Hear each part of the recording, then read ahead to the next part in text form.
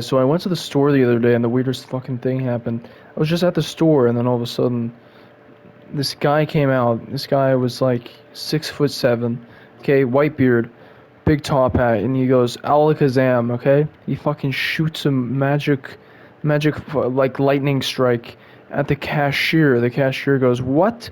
And the Magic Man goes, "Yup." And then he took a bag of chips. He took a bag of chips. I was standing there.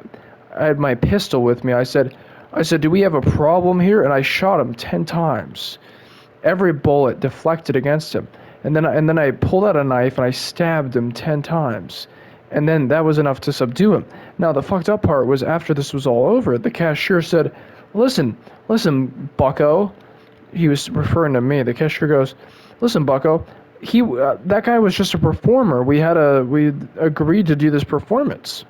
And I said, "How about the lightning bolt? This guy was clearly a magician of some kind. I had to put him down to keep us safe." And he goes, "He was not a he goes, "That was an effect. We spent $10,000 on that." And I said, "Oh." And the guy said, "Yeah, oh." And then I was charged with manslaughter, okay? When I went to jail, they treated me very nicely. Why did they treat me nicely? They treated me nicely because they knew I was a good guy, because they knew I was trying to protect the convenience store. Now, even when you're trying to protect a convenience store, you're not allowed to stab a Magic Man 10 times, okay? They consider one stab, okay, whatever. They consider 10 stabs to be what they refer to as crossing the line. Now, while I was in jail, I had the pleasure of meeting many interesting people, including my cellmate. My cellmate was actually Mickey Mouse himself, okay? Mickey Mouse from the Disney cartoons, okay? So Mickey was like, "Hey man, why are you in jail?" And I was like, "I stabbed a Magic Man 10 times." And he goes, "Oh really?" I go, "Why are you in jail?" He said, "I also stabbed a Magic Man 10 times." So we bonded over that. And then the next morning, so this was the first day we were there together. So that first morning, uh, he showed me his cigarette stash, and actually Mickey had the largest stash of cigarettes in the whole jail, of course, because he did so many favors around the jail, gay favors. Anyway, he did those favors, and so he ended up with all these cigarettes. He said, "Do you want to have a cigarette?" I said, "No, thanks." He said, "Well, if you change your mind, tell me, because I have a lot of them." And I said, "Okay." Anyway, I got released from prison after 1 year on good behavior. And I remember I was leaving the jail, and I was like, "Mickey, I'm gonna be leaving now." And he was like, "Okay." And I was like, "People don't even know you're in jail, Mickey." And he was like, "Oh, whatever." And so then the very next day, I see a headline, and it's Mickey Mouse in jail. It's like, and in parentheses, people didn't even know, and it's like, oh shit, I guess the secret's out. And that's Mickey called me from the prison. He was like, "Did you fucking tell people that I was in jail, trying to get a news headline out of it?" And I was like, "No, I didn't fucking tell anybody. It was a coincidence." And so what ended up happening there was actually messed up my relationship with Mickey Mouse. So after I got out of jail, I was like, "Oh, I have all this freedom. What do I want to do with it? Life is short. What do I want to do with my time? What do I want to do with my newfound freedom?" So I decided I was going to meet Kim Kardashian. So I drove all the way to Beverly Hills, and I asked her, I said, "Can you open up your gate?" And she said, "No." And I said, "Really? How about if I ask again really nicely, would you please open your gate?" And she said, "Okay." And then I walked in. Kanye West was there, okay? This was after they were allegedly divorced. This was when Kim was allegedly dating Pete Davidson. So I was like, "What are you doing here?" And he was like, "Well, actually, we never broke up." And I said, "Oh, that makes a lot of sense." And so I was not too surprised. I was not I felt like I was supposed to be surprised, but that it just made too much sense.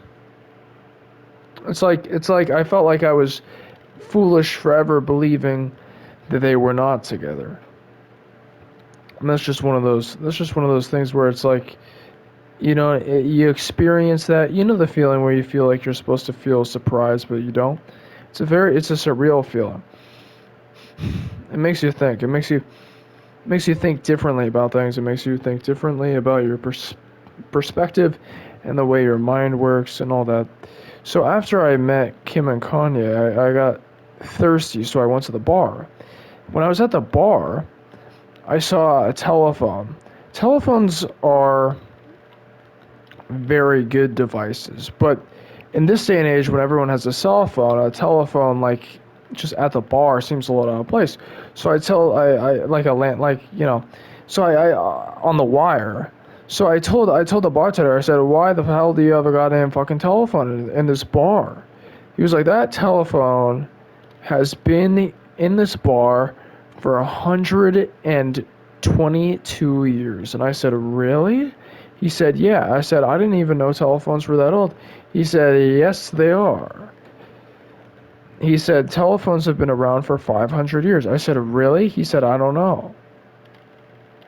So after this all unfolded with the bar, I got blazing drunk.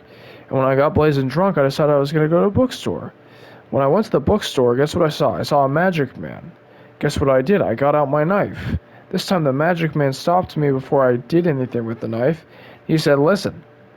He's like, I know what you've done, and listen. You're not going to be able to do it again. I said, why not? He said, because I have a knife too. And he pulled out a knife and stabbed me 6 times before security stopped him. He stabbed me in the kidney. I had lost a kidney. Luckily, as far as kidneys go, you come into this world with 2 of them. So I wasn't strapped for kidneys.